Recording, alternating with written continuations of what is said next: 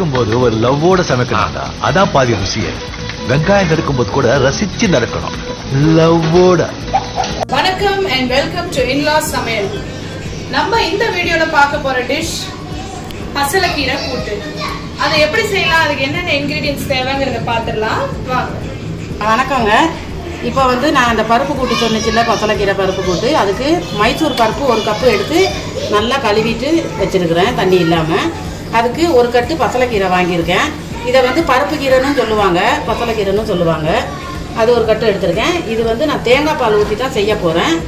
இது 1 கப்பு தேங்காய் பால், அதில் தண்ணி பால், தலைப்பால் எல்லாத்தையுமே நான் ஒன்றா எடுத்து வச்சுருக்கிறேன். 2 தக்காளி கட் பண்ணி வச்சுருக்கிறேன். ஒரு 10 சின்ன வெங்காயம் கட் பண்ணி வச்சுருக்கிறேன். தாளிக்கிறதுக்கு ஒரு 5 பச்சை மிளகா. இதுக்கு மசாலாலாம் தேவையில்லை.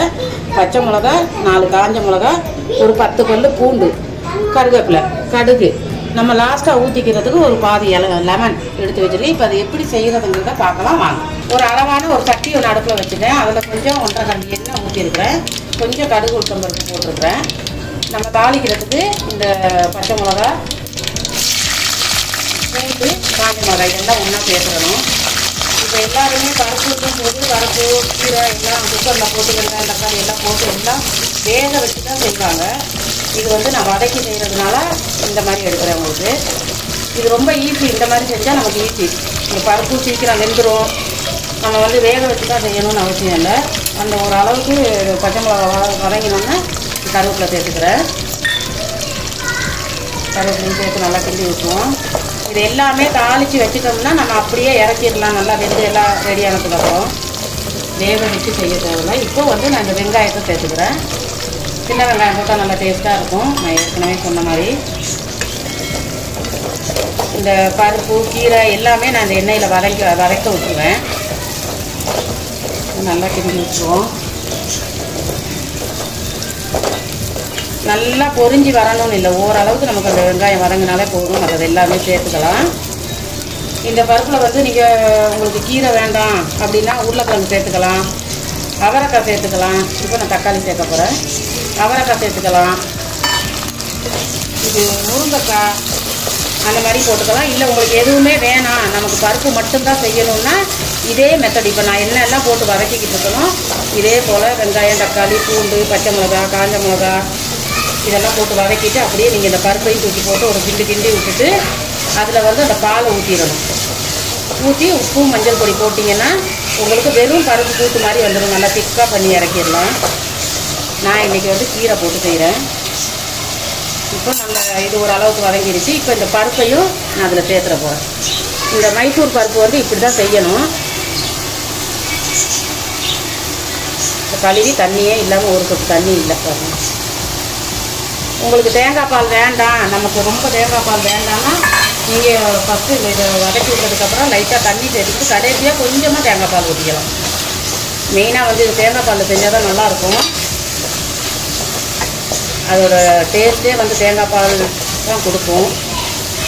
இப்போ இந்த பருப்பையும் போட்டு இப்படி கிண்டி விட்டுட்டு நம்ம இந்த கீரையை எடுத்து வச்சுருக்கிற 1 கட்டு கீரை அதையும் இதில் நான் சேர்த்துக்கிறேன்.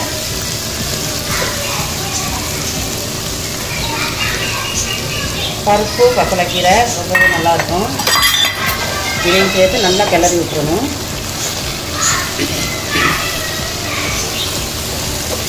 இதே நீங்கள் துவரம் பருப்புலேயும் செய்யலாம். இந்த பருப்பில் தான் செய்யணும்னு இல்லை, துவரம் பருப்பில் கூட செய்யலாம். ஆனால் இந்த பருப்பில் செஞ்சு பாருங்கள், ரொம்பவே நல்லாயிருக்கும். அதனால் இதையும் கிண்டி விட்டாச்சு. கொஞ்சம் மஞ்சள் பொடி சேர்த்துக்கிறேன். ஒரு 1/2 ஸ்பூன் மஞ்சள் பொடி அதையும் சேர்த்து கிண்டி விட்டுட்டு அதுலேயே நம்ம 1 ஸ்பூன் உப்பு இதையும் போட்டு நல்லா கிண்டி விட்டுறணும்.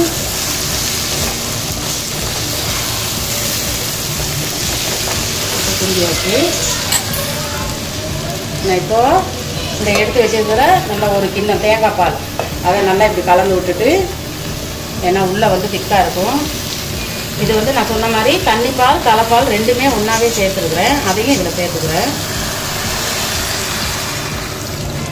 அதனால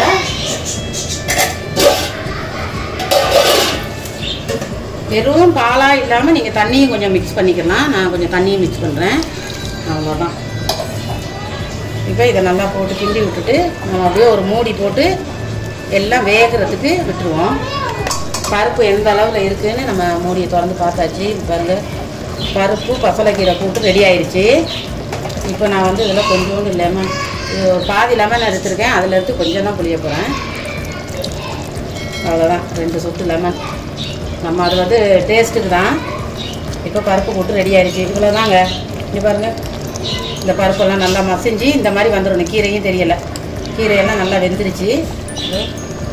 இப்போது பசலைக்கீரை பருப்பு கூட்டு ரெடி. இப்போ நம்ம அடுப்பு ஆஃப் பண்ணிக்கலாம். பருப்பு கூட்டு நீங்களும் ட்ரை பண்ணி பாருங்கள், கண்டிப்பாக நல்லாயிருக்கும். இதே மாதிரி செஞ்சு பாருங்கள். இல்லை இதெல்லாம் போடாமல் கூட நீங்கள் பெருசாகவும் செஞ்சு பார்க்கலாம். கண்டிப்பாக எங்கள் சேனலுக்கு சப்ஸ்கிரைப் பண்ணுங்கள், லைக் பண்ணுங்கள், சப்போர்ட் பண்ணுங்கள். ஓகே, பாய். ஓகே, ஸோ நல்ல ஹெல்த்தியான ஒரு பசலைக்கீரை கூட்டு எப்படி செய்யறதுன்னு பார்த்தீங்க. இன்லா சமையலுக்கு சப்ஸ்கிரைப் பண்ணாதுங்க, கண்டிப்பா எங்க சேனலுக்கு சப்போர்ட் பண்ணுங்க, சப்ஸ்கிரைப் பண்ணுங்க. அடுத்து ஒரு நல்ல டேஸ்டியான ஹெல்த்தியான டிஷ்ஷோட உங்களை சந்திக்கலாம். until then bye. சமைக்கும் போது ஒரு லவ்வோட சமைக்கணும்டா, அதான் பாதி ருசியே. வெங்காயம் நறுக்கும் போது கூட ரசிச்சு நறுக்கணும், லவ்வோட.